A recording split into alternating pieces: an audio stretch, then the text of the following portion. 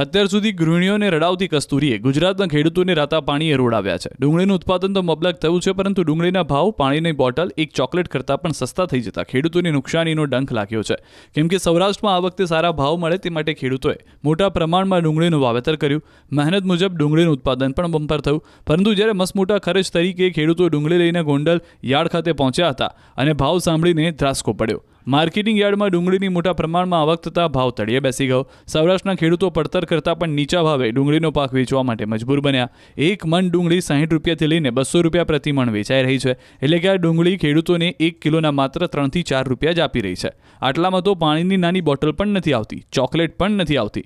બીજી બાજુ રાજકોટ માર્કેટિંગ યાર્ડમાં સારી ક્વોલિટીની નાસિક ડુંગળી પણ મોટા પ્રમાણમાં વેચાણ માટે આવી છે. નાસિકની સારી ક્વોલિટીની ડુંગળીનો મણનો 250 થી 300 રૂપિયા ભાવ છે.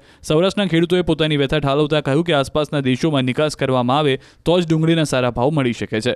ખેડૂતોએ દાવો કર્યો છે કે 15 રૂપિયા કિલો પડતર પડે છે અને 170 રૂપિયાની મણ એટલે કે 20 કિલો વેચાય છે. આટલા ભાવમાં તો અમારે મજૂરી પણ નીકળતી નથી. સરકાર નિકાસ કરે તો બધું સારું છે, અમારું કોઈ સાંભળતું જ નથી.